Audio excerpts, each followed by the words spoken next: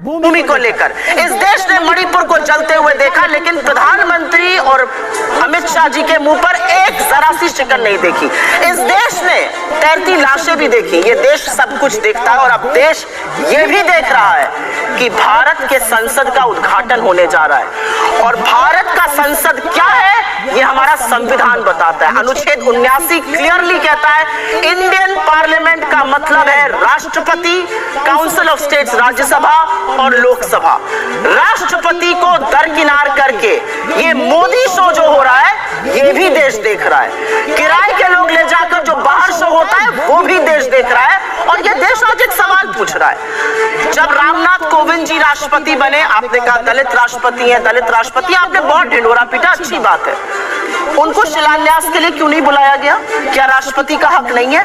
आज एक अनुसूचित जनजाति की महिला इस देश की राष्ट्रपति है, उनको इस हक से वंचित क्यों किया जा रहा है? ये सवाल सब पूछ रहे हैं और आज इतिहास बन रहा है। और मैं अपनी बात यही कहकर खत्म करती हूँ कि इतिहास मोदी जी को लगता है इमारतों से बनता है। जी नहीं, इतिहास ना इमारतों से बनता है, ना 9 साल में बनता है। इतिहास तब बनता है जब 200 साल की ब्रिटिश हुकूमत के बाद आप रोना नहीं रोते, अपना दुखड़ा नहीं रोते, आप IIT, एम्स, ISC, बार्क, इसरो जैसी संस्थाएं बनाते हैं। इतिहास तब बनता है जब जय जवान जय किसान का संकल्प लेते हैं। इतिहास तब बनता है जब विश्व की आंख में आंख डाल के पाकिस्तान के 2 टुकड़े करते और विश्व का भूगोल बदल देते हैं। इतिहास तब बनता है जब 19वीं सदी के भारत में आप 21वीं सदी की IT और टेलीकॉम रेवोल्यूशन की नींव रखते हैं। इतिहास तब बनता है जब 1991 में आप अपनी इकोनॉमी को खोलते हैं और ग्लोबलाइजेशन का एक अहम हिस्सा बनते हैं। इतिहास तब बनता है जब 2004 से 14 के बीच आप 27 करोड़ लोगों को गरीबी की सीमा रेखा के ऊपर खींचते हैं। मनरेगा, खाद्य सुरक्षा अधिनियम, right to education, right to information जैसे कानून लाते हैं। एक ऐसा अधिनियम बताएं जो लाए। इन्होंने 23 करोड़ लोगों को इस देश में गरीबी की सीमा के नीचे ढकेलने का काम किया है। ये इनके 9 साल का फलसफा है। कोई एक ऐसा अधिनियम बताइए जो आपने जिसमें बहुत मेजर चेंजेस लाए और सुप्रिया जी ने आपको चैलेंज किया है सुधांशु जी अभी। इनके और उसमें यही अंतर है। ये नियम बनाते थे, मोदी सरकार ने 2000 ऐसे नियम समाप्त किए हैं जो रिडंडेंट, अप्रासंगिक हो चुके थे, व्यर्थ के हो चुके थे, पर केवल सरकारी कार्य में बाधा उत्पन्न करने के लिए बने हुए थे। मैं उदाहरण बताना चाहता हूं। एक अमित शाह जी ने मुझे स्वयं बताया था कि जब वो गृह मंत्री बने गुजरात के, तो जानते क्या था? 1965 की लड़ाई के समय गुब्बारे पाकिस्तान की तरफ से आते थे, वो कुछ पेपर डाल देते थे भारत की तरफ, तो हर हफ्ते पुलिस की रिपोर्ट आती थी कि इस साल कोई गुब्बारा नहीं आया। अरे भैया, सैटेलाइट का जमाना आ गया, वो गुब्बारे का नियम बना हुआ, नियम का पालन हो रहा था। ऐसे एब्सर्ड रूल्स को हटाने का काम किया। ये हमारी इनकी सोच में अंतर है। अब जो इन्होंने बोला, अब मैं सिर्फ फैक्ट्स बोल देता हूं बजाय इसके कि जैसे इन्होंने कुछ कहा ये हुआ वो हुआ। क्रिस्टीना जॉर्जिवा IMF की चेयरमैन है। उन्होंने कहा कि अगले साल भारत दुनिया में 15% ग्रोथ को कंट्रीब्यूट करेगा, वर्ल्ड की ग्रोथ में 15% कंट्रीब्यूट करेगा। हमारी सरकार आने से पहले हमारा ग्लोबल GDP में 2.4% का हिस्सा था, अब 9% से ऊपर का। और इन्होंने कहा कुछ नहीं हुआ, तो मैं मानता हूं। सुनिए, जब मोबाइल हैंडसेट हम यूज करते हैं, जब हमारी सरकार आई तो हम सेकंड बिगेस्ट कंज्यूमर थे, क्योंकि हमारे यहाँ सबसे ज्यादा आबादी भी है। दूसरे नंबर पे, अब नंबर 1 पे हो गई। पर पता है 92% मोबाइल हैंडसेट बाहर से आते थे। आज हम सबसे बड़े प्रोड्यूसर हैं, 97% मोबाइल हैंडसेट हमारे बनते हैं। तो बनाने वाले कोई थोड़ी है, वो तो आसमान से कहीं जिन्नात आके बना रहे होंगे। 37 किलोमीटर पर डे अगर रोड बन रही है तो ये भी कोई रोजगार थोड़ी सृजित हो रहा है, वो कोई हवा से आके बना रहे होंगे।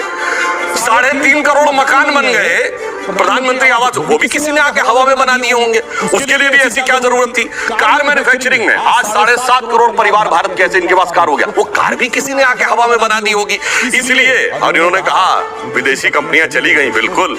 अरे हमारी देशी कंपनियां उस लेवल पे आई, महिंद्रा एंड टाटा ने आर्सेलर को खरीद लिया, दुनिया की टॉप की कंपनियों में से आर्सेलर को खरीद लिया।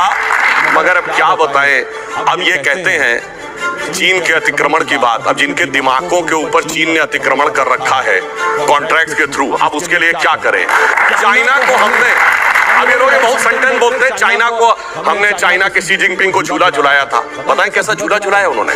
आज मैं पूछूं, चाइना के साथ दुनिया के कौन से देश खड़े? सिर्फ 2, नॉर्थ कोरिया और पाकिस्तान। चाइना का नक्शा याद करिए, इधर है पाकिस्तान, इधर नॉर्थ कोरिया। वो झूला झूल रहा, north Korea Pakistan, north Korea Pakistan, north Korea Pakistan, बाकी खत्म। और इन्होंने कहा बदलाव आया, तो मैं ये भी बताना चाहता हूं, जब हमारी सरकार नहीं थी, मैं आपसे पूछता हूं 2014 से पहले देश का कौन सा ऐसा क्षेत्र था धमाके नहीं होते थे? आतंकवादी हमले, चंडीगढ़ में धमाके, दिल्ली में धमाके, बंबई में धमाके, पुणे, नासिक, लखनऊ, फैजाबाद, गुवाहाटी, हैदराबाद, चेन्नई, बेंगलुरु, कौन सी ऐसी जगह थी? चलती ट्रेन में धमाके, चलती बस में धमाके, पार्क पे जाइए तो लिखा रहता था छूना नहीं, धमाका हो सकता। बस अड्डे पे जाइए, रेलवे स्टेशन पे जाइए, धमाका हो सकता। और उसके बाद 26/11 के हमले के 9 महीने बाद शर्म एल शेख में पाकिस्तान से ज्वाइंट डिक्लेरेशन करते हैं जिसमें बलूचिस्तान भी हिस्सा होता है। यानी हम मान लेते हैं कि हम उसमें इन्वॉल्व हैं, और क्या कहते हैं? आतंकवाद की घटना से शांति वार्ता प्रभावित नहीं होगी। यह शर्म एल शेख जुलाई 2009 9 महीने के बाद का डिक्लेरेशन है 26/11 के। और हमने क्या कहा? मोदी जी ने कहा आतंकवाद और वार्ता साथ साथ नहीं होगी। और उससे यह बदलाव आया। और हमने हासिल क्या किया? हमने हासिल वो किया जो सन 71 के समय में भी आपको सुनने में नहीं मिला होगा। ये पाकिस्तान की पार्लियामेंट में पाकिस्तान के सांसद ने कहा, पाकिस्तान के विदेश मंत्री और आर्मी चीफ को का कोट करते हुए कि शाह महमूद कुरैशी साहब, देन फॉरेन मिनिस्टर, आए, आर्मी चीफ आए, उनके पैर कांप रहे थे। उन्होंने कहा शाम तक अभिनंदन को वापस कर दो वरना हिंदुस्तान अटैक कर देगा। ये पैर कांपते तो किसी ने भी नहीं सुने थे। और इन्होंने कहा भारत का भूगोल हाँ बदला था। कांग्रेस पार्टी ने अपना प्रस्ताव पारित करके भारत के 3 टुकड़े हुए थे, मतलब उस समय 2 ही टुकड़े थे। ये एआईसीसी के रेजोल्यूशन में पास हुआ। और मैं ईमानदारी की बात मानता हूं, नई इकोनॉमिक पॉलिसी मैं मानता हूं कांग्रेस सरकार ने शुरू की, और वो एक अच्छा कदम था, मैं ईमानदारी से कह रहा हूं, जिससे देश आगे बढ़ा। मगर उस निर्णय लेने वाले प्रधानमंत्री नरसिम्हा राव जी की मृत्यु के बाद उनको एआईसीसी में उनका शव तक नहीं रखा गया। और तीसरी बात अंत में कह दूं जी, इन्होंने बात कही जय जवान जय किसान। बिल्कुल, लाल बहादुर शास्त्री जी ने शानदार काम किया। भारत का न्यूक्लियर प्रोग्राम एक साथ शुरू हुआ। और ये भी मैं कहना चाहता हूं, इसे सिर्फ संयोग माने या कोई रहस्य था कि लाल बहादुर शास्त्री जी और भारत के न्यूक्लियर प्रोग्राम के जनक होमी जहांगीर भाभा दोनों की मृत्यु 15 दिन के अंदर हो गई, और रहस्यमय तरीके से, और दोनों में से किसी चीज की जांच नहीं हुई। तो इसलिए मैं कहना चाहता हूं, हमने जो परिवर्तन किए हैं वो गुणात्मक परिवर्तन है। अब भारत एक समृद्धशाली, मजबूत, स्वाभिमानी, गौरवशाली राष्ट्र है जिसमें इतना बित्ते भर का भी विदेशी प्रभाव नहीं। जी, इनका ये कहना है कि आपने सिस्टम्स को बहुत कॉम्प्लिकेट कर दिया था, बहुत जटिल कर दिया था, हमने उनको आसान कर दिया। सुधांशु जी का ये कहना है कि हमने कई जगह टेररिज्म रोका, हमने पाकिस्तान को उसकी भाषा में जवाब दिया। उनका ये भी कहना है कि इकोनॉमिक ग्रोथ आज की तारीख में भारत की सबसे अच्छी है विज़ावी बाकी कंट्रीज। आपका इस पे टेक क्या है? अधकचरा ज्ञान जो होता है ना, वो बड़ा खतरनाक होता है। जैसे आधा सच पूरे झूठ से ज्यादा खतरनाक होता है। ये व्हाट्सएप यूनिवर्सिटी के स्नातक लगते हैं मुझे। मोदी जी ने एक काम किया है, दुनिया की सबसे बड़ी फेक न्यूज फैक्ट्री बनाई है, और दुनिया की सबसे बड़ी व्हाट्सएप यूनिवर्सिटी भारत में स्थापित करी है, और हर चरण चुंबक उसका सदस्य है। आपको मैं बताती हूँ, उन्होंने आतंकवाद पर बात बोली। निकालिए अपने अपने फोन अभी, पिछले 2 हफ्तों में राजौरी में और पुंछ में आतंकवादी हमले में हमारे 5 जवान राजौरी में और 5 पुंछ में शहीद हुए। इस देश के प्रधानमंत्री के पास एक क्रिकेटर की उंगली टूट जाने पर ट्वीट करने का वक्त है, लेकिन एक वक्तव्य इस देश के गृह मंत्री का, इस देश के प्रधानमंत्री का हमारे 10 जाबाजों की शहादत पर नहीं आता। आपको क्या लगता है, आप आतंकवाद को स्वीकारेंगे नहीं, एक्सेप्ट नहीं करेंगे कि हमारे जाबाजों की शहादत हुई है तो वो बंद हो जाएगा? उन परिवारों से पूछिए, क्या उनको सम्मान और श्रद्धांजलि इस देश के प्रधानमंत्री को नहीं देनी चाहिए? आप मौन क्यों हैं? 10 जाबाजों की शहादत हुई है पिछले 2 हफ्तों में। 20 जाबाजों की शहादत हुई चीन में, वहां पे गलबैया कर रहे हैं, झूला झूल रहे हैं चीन के साथ, साबरमती में बैठ के शहनाई सुन रहे हैं। ये बात करेंगे चीन पर? 18 बार प्रधानमंत्री चीन में गए, भगवान जाने क्या चीन से रिश्ता है, तो चीन का नाम लेने में कतराते हैं। क्यों डरते हैं हमारे प्रधानमंत्री चीन का नाम लेने में? ये सवाल मैं पूछती हूँ, ये सवाल देश पूछता है। 20 जाबाजों की शहादत हुई है। इन्होंने कुछ बातें बोली, और उन बातों को बोलने से पहले मैं एक महिला हूँ, आधी आबादी की बात कर लेते हैं। यहाँ से मुश्किल से 10 या 15 किलोमीटर दूर पर इस देश की सबसे डेकोरेटेड, सबसे सम्मानित वो लड़कियां जिन्होंने बड़ों बड़ों को पटखनी देके हम सबके सीने गर्व से चौड़े किए हैं, 1 महीने से बैठी हैं और यौन शोषण का आरोप आपके सांसद पर लगा रही हैं। आपके मुंह से एक शब्द नहीं फूटता है, एक शब्द नहीं निकलता है मोदी जी के मुंह से, एक शब्द नहीं निकलता है अमित शाह के मुंह से। क्या ऐसी आपकी फंसी है ब्रजभूषण शरण सिंह से कि आप नहीं बोलते? ये सवाल मैं एक महिला होने के नाते पूछती हूँ, मैं एक महिला होने के नाते पूछती हूँ। बिल्किस बानो के अपराधियों को किसने रिहा किया? क्योंकि वो मुसलमान थी तो आप बोलेंगे नहीं। अंकिता ठाकुर का जिसने कत्ल किया, जिसने उसको जिस्म फरोशी में ढकेला, वो आपके विधायक का बेटा था। आप क्यों चुप है? आपने वहां पर इमारत ही गिरा दी कि सबूत ही ना मिले। आपका विधायक दोषी पाया गया है हत्या और सामूहिक बलात्कार का, कुलदीप सिंह सेंगर। ये बात करेंगे महिला सुरक्षा पर। ये चूड़ियां भेजते थे प्रधानमंत्री को, आज इनके मुंह से एक शब्द नहीं फूटता। महिलाएं इस देश की पूछ रही हैं और आपको भी पूछना चाहिए, क्यों चुप है मोदी सरकार? जब हमारी बेटियां जंतर मंतर पर 1 महीने से बैठी हैं, उन लड़कियों के आंसू देखकर, आज की खबर फिर से मैं कोट कर रही हूं, एक समर कैंप होता था साक्षी मलिक बनने के लिए, तमाम लड़कियां वहां पर आवेदन देती थी। आज की स्थिति यह है कि बलात्कार और यौन शोषण की खबरों के बाद एक एप्लीकेशन नहीं आई है। ये इस देश की बेटियों के साथ ये कर रहे हैं, ये हमें पाठ पढ़ाएंगे।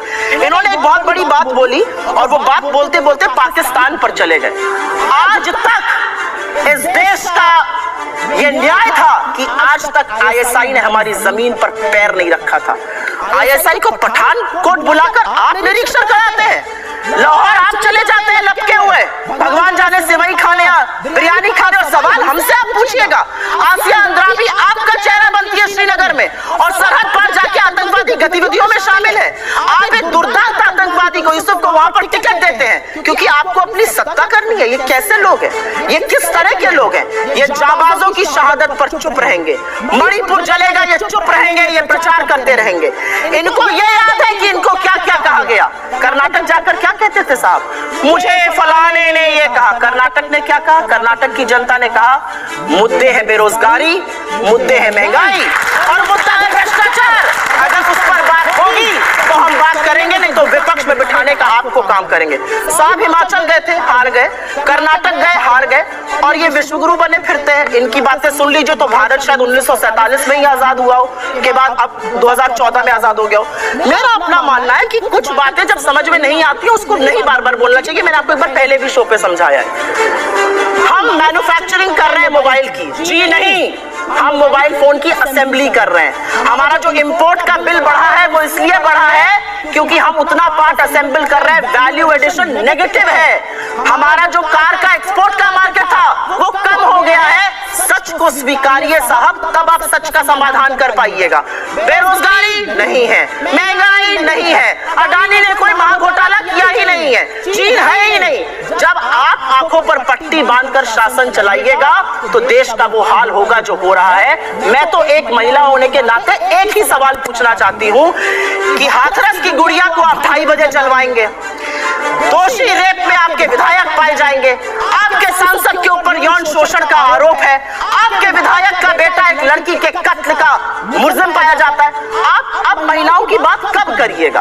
बेटी बचाओ बेटी पढ़ाओ का नारा देने वालों से यह सवाल मेरा है कि साक्षी मलिक और विनेश फोगट से आप कब मिलने जाइएगा, उसका जवाब दीजिए। जवाब दे दो। पहली बात तो व्हाट्सएप यूनिवर्सिटी का कमाल देखिए साहब, असेंबली होती है, वैल्यू एडिशन निगेटिव हो जाता है। अरे भैया ऐसा कहीं होता है? अगर कहीं बार कोई आपको असेंबल करने को देता है तो अपना प्रोडक्ट देते तो आप उस पर सर्विस चार्ज लेकर ही बेचेंगे। $1 बिलियन का हम लोगों ने एप्पल के फोन एक्सपोर्ट किए हैं असेंबल करके ही। 25% आईफोन 14 भारत में बने हैं। इसे कहते हैं व्हाट्सएप यूनिवर्सिटी या राहुल गांधी यूनिवर्सिटी, आप जो भी समझ लीजिए। अब दूसरी बात मैं कहना चाहता हूँ, दूसरी, अरे भाई आपने आप लोग हैं, हमने आतंकवाद की इतनी घटनाएं उत्तर से दक्षिण तक बता दी। अब दक्षिण कश्मीर के 4 जिलों में रह गया है, वो दिखाई नहीं पड़ा, उसके लिए इनको आंकड़े चाहिए। पर मैं कह सकता हूं हमारी सरकार के किसी नेता ने आतंकवादियों के लिए आंसू नहीं बहाए। हम ये कह सकते हैं हमारे किसी नेता ने आतंकवादियों के लिए पलक पावड़े नहीं बिछाए। संसद भवन पे हमला हुआ, जिन जाबाजों ने अपनी जान दे दी, उन्होंने, उनके परिवारों ने मेडल लौटा दिए। चूंकि अफजल गुरु को 7 साल तक सर्वोच्च न्यायालय से निर्णय होने के बाद फांसी नहीं दी रही थी, परंतु सोनिया जी की आंख में आंसू नहीं आए, बटाला हाउस के इनकाउंटर के आरोपियों के लिए आंसू आए। हमने किसी जाकिर नायक को शांति का मसीहा कहने वाले, इशरत जहां को बेटी कहने वाले, अफजल को हालात का मारा कहने वाले, हाफिज को साहब कहने वाले, ओसामा को जी कहने वाले, बुरहान वानी को भटका नौजवान कहने वाले आतंकवाद पे भाषण दे रहे हैं। इसलिए अब महिला की बात करता हूं। बिल्किस बानो की बात ये कर रहे हैं, 14 साल वो लोग जेल में रखे आए, मुस्लिम थी इसलिए बोला। इसी पश्चिमी उत्तर प्रदेश में एक मुस्लिम महिला थी इमराना, जिसके साथ उसके ससुर ने बलात्कार किया और मौलवी ने फतवा दे दिया कि बाद से वो अपने ससुर की पत्नी और पति की मां हो गई और जलवाए जलाल से वो मौलवी साहब विद्यमान थे। क्यों नहीं बोला? ये इनका महिलाओं के प्रति सम्मान। हमारे यहाँ किसी ने नैना साहनी को तंदूर में जलाया, छोड़िए वो सब आरोप प्रत्यारोप। मैं तो 100 बात की बात कहना चाहता हूँ, वो कहां गए उन लोगों का सम्मान करते थे जिन्होंने कश्मीर वैली में लिखा छोड़ के चले जाओ हिंदुओं से और अपनी बेटियों को छोड़ जाओ। वो गिरजा टिक्कू जिसके साथ सामूहिक बलात्कार के बाद आरे से काट दी गई और क्यों नहीं निकला किसी के मुंह से? वहां एक किसी महिला एक के साथ नहीं, पूरी कम्युनिटी के साथ हुआ और सब मौन साधारण के रहे क्योंकि वो सेक्युलरिज्म का सुंदर संगीत था, उससे इनको वोट मिलने थे। कहते हैं आईएसआई भारत की धरती पे नहीं था। मैडम, आपकी सरकार के समय में रिपोर्टें हैं आईएसआई के कितने मॉड्यूल्स काम कर रहे थे, और जो आप बता रही हैं वो कहानी तो बहुत पुरानी हो गई। उसके बाद तो जो ठुकाई हुई कहां, उरी में, जो कुछ हुआ बालाकोट में, उसके बाद इमरान खान है प्राइम मिनिस्टर ऑफ पाकिस्तान बोले पाकिस्तान के नेशनल असेंबली में, जो हिंदुस्तान ने किया है बालाकोट में उससे ज्यादा कुछ खौफनाक ये लोग करना चाह रहे हैं। आप ये सोचिए, आप शांति के कबूतर उड़ाते थे और हमने बाज उड़ाए हैं गुरु गोविंद सिंह जी की तरह। और आपने लास्ट में कहा शायद देश 1947 में, 2014 में नहीं, आप 47 में मानते हैं, ये राष्ट्र सनातन है, चिरंतन है, 1947 में पैदा हुआ नहीं है। इसीलिए इस राष्ट्र को कोई अपने को फादर कहने लगता है, कोई क्रिएटर कहने लगता है, कोई राष्ट्र का निर्माता कहने लगता है। ये राष्ट्र वो है। अब लास्ट में एक बात कर रहा हूं, कर्नाटक बात थी, बिल्कुल अच्छी बात है, पर मैं पूछना चाहता हूं, कर्नाटक में चुनाव परिणाम आए, हम हारे और ये जीते, पर पूछना चाहता हूं, राहुल गांधी जी ने जाकर कहा था कि इंडिया में डेमोक्रेसी ऑलमोस्ट खत्म हो गई है, सारे संस्थान अब काम नहीं कर पा रहे हैं। तो मैं पूछना चाहता हूं, 2 सुप्रीम कोर्ट के जजमेंट आए जो आपने कहा आपके पक्ष में आए, उसके बाद अब इलेक्शन कमीशन सही है कि नहीं, ईवीएम सही है कि नहीं, आप डेमोक्रेसी से जीते हैं कि नहीं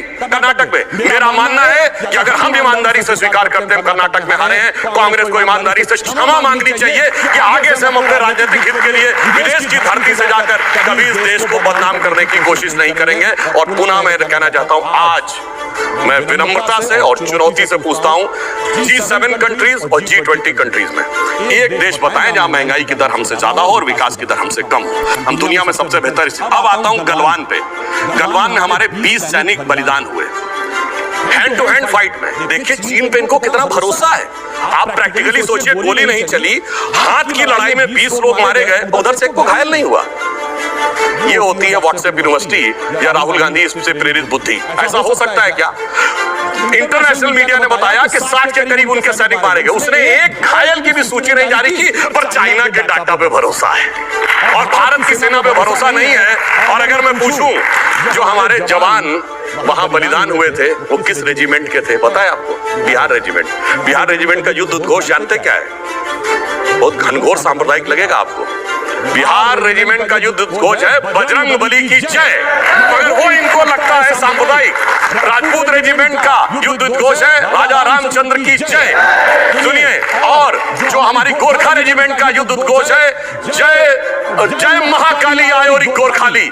मगर अफसोस है कि भारत की ऊर्जा ओजस्विता के सारे प्रतीकों को सांप्रदायिक कह कह के आपने उनको भोथरा करने का प्रयास किया। और कर्नाटक में आज क्या हुआ, इनके राष्ट्रीय अध्यक्ष के बेटे आज ही बोले कहे हम सांप्रदायिक संगठनों को नहीं वो करेंगे और आरएसएस को भी हम बख्शेंगे नहीं। अरे भाई, बड़े मियाँ तो बड़े मियाँ, छोटे मियाँ सुभान अल्लाह। और मैं इनसे विनम्रता से पूछता हूँ, अब आप अपना वादा निभाइए। आपने कहा था हम 6% मुस्लिमों को आरक्षण देंगे, मुस्लिम आरक्षण देके दिखाइए। सुधांशु जी, एक बात दूसरा मैं पूछ रहा हूँ, प्रतिबंध लगाइए। हाँ बिल्कुल आप करिए। मैं आप ही का एक सवाल को उन्होंने जवाब नहीं दिया, मैं ले लूँ एक मिनट, फिर आपके पास आ रहा हूँ। उन्होंने पहलवानों का जिक्र किया और उसको उन्होंने महिलाओं से जोड़ा। बजाओ ताली, पहलवान बैठे एक महीने से, बजाओ ताली। ये यहाँ पर देश की बेटियां न्याय मांग रही है, बजाइए ताली, बजाइए। नहीं, मैं तो जनता से पूछना चाहती हूँ, देश की बेटियां न्याय मांग रही है, निर्लज्ज ताली बजा रहे और बजाओ ताली, क्योंकि उसमें से कोई बेटी और बहन हो सकती है। अरे बोलना चाहिए, महिला होकर तो बोलूंगी ना। उसके लिहाज से आपकी सरकार क्या रही है? ये सरकार के सामने एक चुनौती है। ये एक ऐसा इशू है जो कि बहुत आगे बढ़ रहा है और एक ऐसा इशू है जो कि सेटल डाउन नहीं हो रहा है। हाँ मैं बताता हूँ, इसकी तो जांच हो रही है। जांच कोर्ट के भी निर्देश पे हो रही है और इंडियन ओलंपिक एसोसिएशन भी कर रही है, उसका इंतजार नहीं है। मगर ये बताइए, केरल में जो लड़कियां पकड़कर धर्मांतरण करके जिहादी बनाने के लिए ले जाई जा रही हैं, वो तो फेक स्टोरी है। महिला सम्मान सब गायब, वहां पे महिला सम्मान गायब। और यहाँ जो जांच हो रही है कोर्ट के निर्देश पे हो रही है, उसका इंतजार नहीं करना है और ताली बजाना है और वहां कहना, जबकि इनके मुख्यमंत्री ओमन चांडी ने कहा है, कांग्रेस के मुख्यमंत्री ने और कम्युनिस्ट पार्टी के मुख्यमंत्री, वहां महिला नहीं, न कश्मीर में चिंता महिला की, न केरल में चिंता।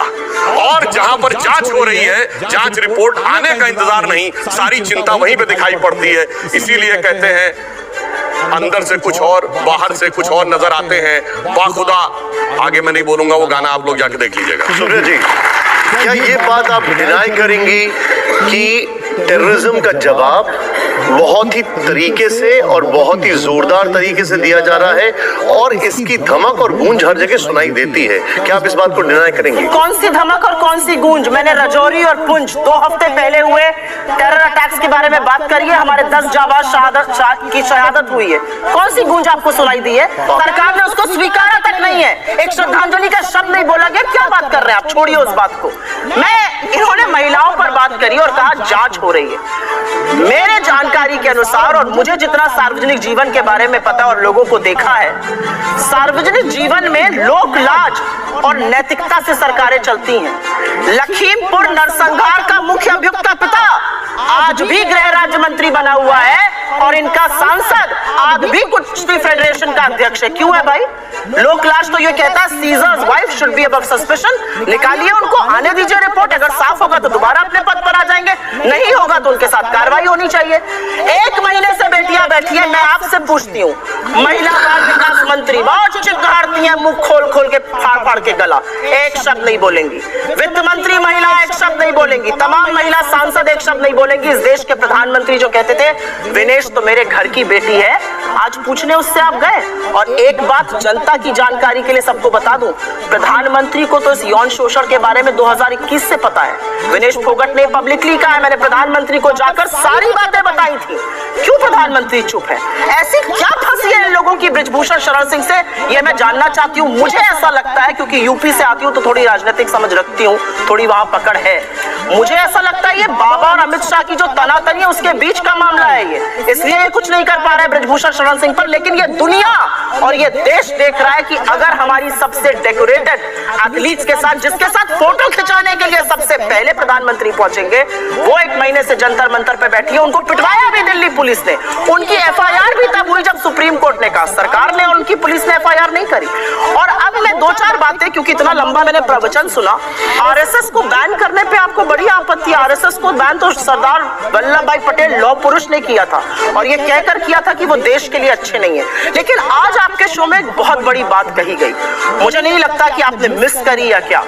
यहाँ पर इस देश के एक सांसद ने, जिन्होंने संविधान की शपथ ली है, इन्होंने 1947 की आजादी को ही नगण्य कर दिया और गांधी पर ही सवाल उठा दिया कि कोई अपने आप को राष्ट्रपिता कहता है। राष्ट्रपिता अपने आप को महात्मा गांधी ने नहीं कहा था, राष्ट्रपिता की उपाधि उन्हें सुभाष चंद्र बोस ने दी थी, ये याद रखिएगा आप। और गांधी पर सवाल उठाने वाले आरएसएस के लोग ये भी याद रखिएगा कि जब विश्व में जाते हैं ना तो नतमस्तक गांधी के आगे ही होना पड़ता है, शीश गांधी के आगे ही झुकाना पड़ता है और मान्यता और वैधता गांधी से मिलती है। अगर ऐसा नहीं है तो जाइए, लगाइए अपने आरएसएस वालों की एक फोटो और जाइए ऑस्ट्रेलिया और चीन और जहां भी जाते हैं शीश झुकाइए। 75 नहीं है कोई। गांधी इस देश की सबसे बड़ी पहचान है, इस देश की नैतिकता की धुरी है, इस देश के राष्ट्रपिता है और आजादी के आंदोलन के सबसे बड़े जननायक है।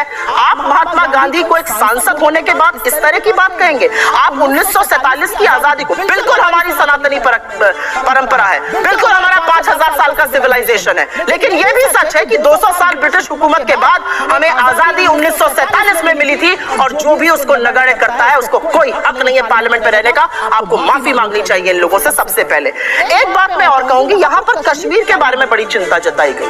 आपको पता है कि पिछले 1.5 साल से, मुझे नहीं पता यहाँ पे कितने लोगों को पता है, पिछले 1.5 साल से कश्मीरी पंडित प्रदर्शन कर रहे हैं, प्रधानमंत्री से, गृह मंत्री से मिलना चाहते हैं। उनको करंट के तारों से रोका गया, उनके ऊपर लाठियां बरसाई गई, राहुल भट्ट की चुन के हत्या हुई, एक शब्द नहीं, मिस बाला टीचर की चुनकर हत्या हुई, 10 हत्याएं हुई हैं पिछले 9 महीने में, एक शब्द नहीं है भाजपा का। लेकिन जब कश्मीर फिल्म का प्रमोशन होता है तो सारी संसद लग जाती है इनके प्रधानमंत्री करने लगते हैं। केरला की बात कर रहे हैं, क्या था केरला का? 30,000 महिलाएं कन्वर्ट हो रही हैं। सुप्रीम कोर्ट में मामला गया, माफी वीर ने कान पकड़ के क्या कहा? 3 महिलाओं की कहानी है, 30,000 3 महिलाओं की, ये इनकी असलियत है। इस तरह से ये बरगलाते हैं। और ये भी एक सच है कि कर्नाटक ने आपको एक बहुत बड़ा संदेश दिया है और मेरे लिए वो संदेश बहुत ही प्रखर है और बहुत ही प्रबल है। कर्नाटक ने ये कहा है कि जब आप कर्नाटक आएंगे ना तो हमारे मुद्दे की बात करिए, यहाँ पर आकर ये प्रोपेगेंडा केरला फिल्म को मत प्रम्पोजित करिए। और कर्नाटक ने एक और बात कही है, कर्नाटक ने कहा है कि ये देश अमन, शांति और मोहब्बत चाहता है और जो व्यक्ति नफरत के बाजार में मोहब्बत की दुकान खोलेगा और आप षड्यंत्र रचकर उसको संसद से निकालने का काम करेंगे तो ये देश उसके पीछे खड़ा हो जाएगा। आप नहीं संभल पा रहे हैं कि क्या करें आप, जो पॉपुलैरिटी राहुल गांधी की, आप जो कहना चाहते हैं, आपकी व्हाट्सएप यूनिवर्सिटी जो कहना चाहती है कहिए।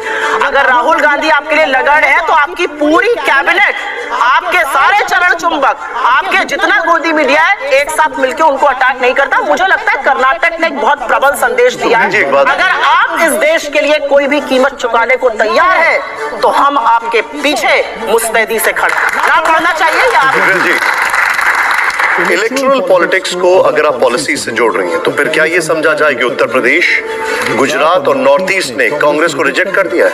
बिल्कुल भी नहीं, बिल्कुल भी नहीं। चुनाव होते हैं, कुछ चुनाव हम हारते हैं, कुछ हम जीतते हैं, तो क्या ये माना जाए? आप जैसे कर्नाटक का संदेश बता रहे हैं, वहां का क्या संदेश? ना, मेरी बात सुनिए, क्या ये माना जाए कि देवभूमि ने हिमाचल में इनको रिजेक्ट कर दिया है? अरे लोकतांत्रिक परंपरा से चुनाव होता है, कोई जीतता है, कोई हारता है। तो मुझे बताइए फिर कर्नाटक में वोट शेयर कम हुई है, मेघालय में इनकी कम हुई, आपका ये कहना है कि कर्नाटक से संदेश क्या बीजेपी को, तो उत्तर प्रदेश, नॉर्थ ईस्ट और गुजरात से कांग्रेस को क्या संदेश? नहीं, आप नॉर्थ ईस्ट को गलत कोट कर रहे हैं, इसीलिए मैं आपको बोल रही हूँ, क्योंकि जब गुजरात और हिमाचल का चुनाव हुआ तो हम एक जीते और उत्तर प्रदेश और गुजरात बता दीजिए। मुझे लगता है उत्तर प्रदेश में हमारे संगठन को बहुत मजबूत और बहुत काम करने की जरूरत है। लेकिन एक ये भी सच है कि आज दक्षिण ने इनके लिए द्वार बंद कर दिए हैं। दक्षिण कह रहा है no way, you are not entering our premise. आप ना समझना चाहिए तो वो आपकी दिक्कत है। आपको लगता है कि आप वेष्टी पहनकर और अंगवस्त्रम डाल के लोगों का मन जीत लेंगे? नहीं, लोग मुद्दों की बात करना चाहते हैं। और क्योंकि इतनी ज्यादा यहाँ पर एक बात कही गई कि हमारी अर्थव्यवस्था ये हो गई, लंबा हो गया सर। नहीं, एक मिनट, असलियत से मुंह नहीं मोड़ना चाहिए और सबको पता होना चाहिए। यहाँ पर कहा जाता है इंडिया ने यूके को ओवरटेक कर लिया, हाँ, हम उनसे बड़ी अर्थव्यवस्था बन गए। आपको पता है यूके का परचेजिंग पावर पैरिटी, हर व्यक्ति की जो औसतन खरीदने की क्षमता या आय कह लीजिए कितनी है, यूके की जो औसतन क्षमता है वो $50,000 है, इंडिया की $7,000 है, करीब 7 गुना ज्यादा। अमेरिका हमसे 10 गुना ज्यादा, $70,000 है, हमारी $7,000 है। जर्मनी $60,000 है, हमसे 8.5 गुना दुगना। तो apples to apples. WhatsApp university का यही देखिए, आपने जो बताया कि आपको असलियत समझ में नहीं आती। मैं आपको कुछ फैक्ट्स भी दिखा देता हूं। एक मिनट में एक 5th लार्जेस्ट इकोनॉमी IMF ने कहा, व्हाट्सएप यूनिवर्सिटी ने नहीं कहा भाई। अरे भैया, उसी की परचेजिंग पावर IMF में तो डॉक्टर मनमोहन सिंह रह चुके हैं। समझ नहीं पाए। एक मिनट, आप आप लोगों ने पेइंग पावर पैरिटी में हम तीसरे नंबर की अर्थव्यवस्था है। और जानते हो क्या होता है? जो लोग अमेरिका गए होंगे उनको पता होगा, ये बोतल जानते हैं कितने मिलती है? $1.5 की। यहाँ 120 रुपए की मिलती है क्या? परचेजिंग पावर 120 रुपए की मिलती है क्या? इसलिए परचेजिंग पावर पैरिटी में हम तीसरे नंबर पे हैं, अमेरिका चाइना के बाद।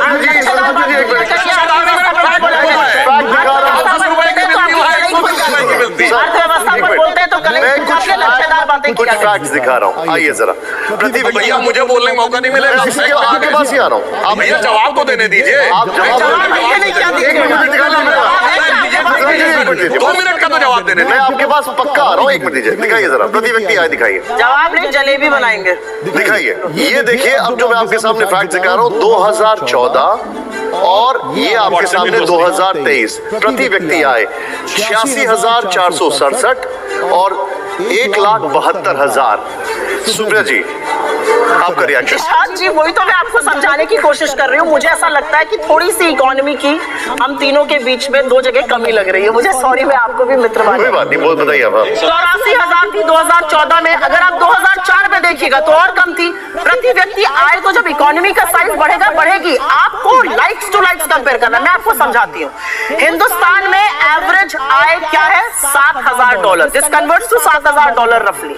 अमेरिका में क्या है? $80,000। यूके में क्या है? $50,000। तो जब हम कहते हैं ना कि हम उनसे बढ़ गए, हाँ बढ़ गए, लेकिन हमारी एवरेज आय क्या है? हमारे यहाँ एवरेज पॉवर्टी का रेट एवरेज आय क्या है? ओके, सुधांशु, एप्पल से पहले ही कंपेयर करना चाहिए। यहाँ आदमी 70-80 रुपए में भी जाके नाश्ता कर सकता है। अमेरिका में दिखाइए कोई जहाँ $1 में नाश्ता हो सकता हो। चुनौती से कहता हूँ, इसीलिए मैं कह रहा हूँ भाई, ये जो इकोनॉमिक, इसीलिए अगर IMF, वर्ल्ड बैंक ये चीजों की रेटिंग दे रहे हैं तो, और मजे की बात देखिए, उस पार्टी से सबसे ज्यादा विदेश भ्रमण करता है जिनका नेता, विदेश में जाकर ज्ञान देता, उसके बाद उनको नहीं पता। खैर, मगर आपने देखा पूरे प्रवचन में केरल से मुंह मोड़ ले गई। केरल पे नहीं बोला, केरल पे आपकी बकिया उधड़ के रख दी, मुंह क्या बोल लिया? बताया तो अभी तो बता रहे हैं। आप बोले मैंने डिस्टर्ब नहीं किया, डिस्टर्ब नहीं किया। वो 3 की तो मूवी में कहानी है। और सुनिए, 300 के बारे में केरल के मुख्यमंत्री फोर्थ हाउस में बोल चुके हैं, इनको वो सुनाई नहीं पड़ता, जबकि ये नेता प्रतिपक्ष से। और वो कौन थे? तब जिहाद शब्द हमने नहीं प्रयोग किया है, PS अच्युतानंदन कम्युनिस्ट पार्टी के सीएम, उन्होंने यूज किया। इनके सीएम ओमन चांडी ने। यहां कह रही हैं कि जांच का इंतजार नहीं करो, कार्रवाई कर दो। केरल में जांच हो चुकी। केरल STF ने 5000 केसेस की स्टडी करके केरल के हाई कोर्ट को रिपोर्ट सबमिट की। हाई कोर्ट ने, और अगर ना हो तो जाइए चेक करिए, 9 दिसंबर 2009 Shahjahan versus state of Kerala case, उसमें पॉइंट नंबर 16 पे पढ़िए कोर्ट क्या कहता है कि ऐसा लगता है कि एक स्ट्रक्चर्ड तरीका है जिसे कुछ लोग रोमियो जिहाद और लव जिहाद कह रहे हैं, ताकि मुस्लिम लड़कों की तरफ से। और ये केरल की आपकी सरकार की जांच की रिपोर्ट है कि सिमी ने 1995 में योजना बनाई थी, और जिसके चलते हुए मिडिल और अपर मिडिल क्लास की हिंदू और क्रिश्चियन गर्ल्स को टारगेट, मतलब अपने नेता को भी झूठा साबित कर दो, दूसरे को भी झूठा साबित कर दो, उसके बाद कह दो ये व्हाट्सएप यूनिवर्सिटी और फलाना दिमाग का, ये सारी बातें। और दूसरा, इन्होंने राष्ट्रपिता पे कहा, तो हम तो सिर्फ ये कहना चाहते हैं, हम तो इस देश को भारत माता मानते हैं। अब जो माता का पिता अपने को मानता हो वो इस बात के ऊपर विचार कर ले। और इनके मुंह से एक और बात निकली कि 200 साल की गुलामी, 200 साल की गुलामी, यही तो अंतर है। अरे गुलामी 200 की नहीं 800 साल की थी। अगर 200 साल की गुलामी थी, छत्रपति शिवाजी महाराज जिससे लड़ रहे थे वो संघर्ष नहीं था, महाराणा प्रताप लड़ रहे थे वो संघर्ष नहीं था, गुरु गोविंद सिंह लड़ रहे थे, यही अंतर है। इसीलिए मैंने जहां पहली बात कही थी, पहली बार एक ऐसी सत्ता आई है जिसपे विदेशी प्रभाव नहीं है। ये विदेशी प्रभाव है कि 200 साल की गुलामी में ही चलते रहते हैं। अब इन्होंने कहा राज्य हारे, हम हारे, मगर जानते क्या अंतर है? कर्नाटका में हमारा आज भी वोट शेयर 36% है। जो हमारा, हम चुनाव हारे हैं मगर हमारा vote percentage all time high है 75 साल का। और हम हिमाचल हारे हैं जहां हम 37,000 वोट कम है पूरी हिमाचल स्टेट में, जितने में यहाँ एक कॉन्स्टिट्यूंसी है। मगर आप जहां हारे हैं गुजरात में 32 ऐसी थी, 32 ऐसी कॉन्स्टिट्यूंसी थी जो 47 से आज तक नहीं हारे थे, वोट परसेंटेज आधा रह गया। उत्तर प्रदेश में आज एक विधायक और एक सांसद, यानी सुनिए लगभग सभी सीटों पे जमानत जब्त। यानी आज उत्तर प्रदेश में हालत यह है गांधी परिवार के गृह राज्य में कि आज तो उतनी भी मैं नहीं है मैखाने में जितनी हम छोड़ दिया करते थे पैमाने में। तो आप जहां हारे हैं वो बर्बादी का सबब लेके आए हैं हम। और इन्होंने कहा दक्षिण का द्वार बंद हो गया। अच्छा बताइए, कर्नाटक से पहले कांग्रेस की दक्षिण के कितने राज्यों में सरकार थी? बोलिए पहले आप ये बताइए, दक्षिण के किस राज्य में सरकार चाहिए? तेलंगाना में थी, आंध्र में थी, तमिलनाडु में थी। मुझे जवाब चाहिए। आपके शो पर ये बड़ी बात हुई है, आपके शो पर ये बड़ी बात हुई है कि भाजपा के एक सांसद ने कहा है कि राष्ट्रपिता गलत है। 5000 साल आपने बोला तो 1869 में हुए कोई हुए व्यक्ति राष्ट्रपिता कैसे हो गए भाई? पानी पीजिए। सभ्यता थी ना। आप पहले ये बताइए, राष्ट्रपिता कहना उनको गलत है या सही है? हाँ मैं बिल्कुल बताता हूँ, सुनिए। गलत या सही? आया ना तो जवाब देना। बिल्कुल मैं बोल रहा हूँ, जवाब तो सुनिए ना। जवाब जलेबी मत। गांधी जी का, महात्मा गांधी की बात हो रही है। गांधी जी का राजनीतिक दर्शन क्या था? राम राज्य। गांधी का आया ना तो जवाब दीजिए।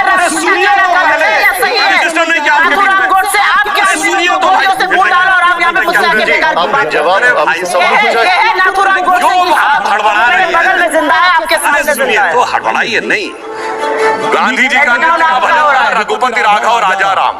गांधी जी का अंतिम शब्द था हे राम, जो समाधि पर आज तक लिखा है। और भगवान राम ने क्या बोला? जननी जन्मभूमिश्च स्वर्गादपि गरीयसी। यदि वो इस देश को अपनी माता मानते हैं तो आप कैसे कह रहे हैं कि उनसे, राम से ऊपर उनका कोई पिता हो गया? हम दूसरी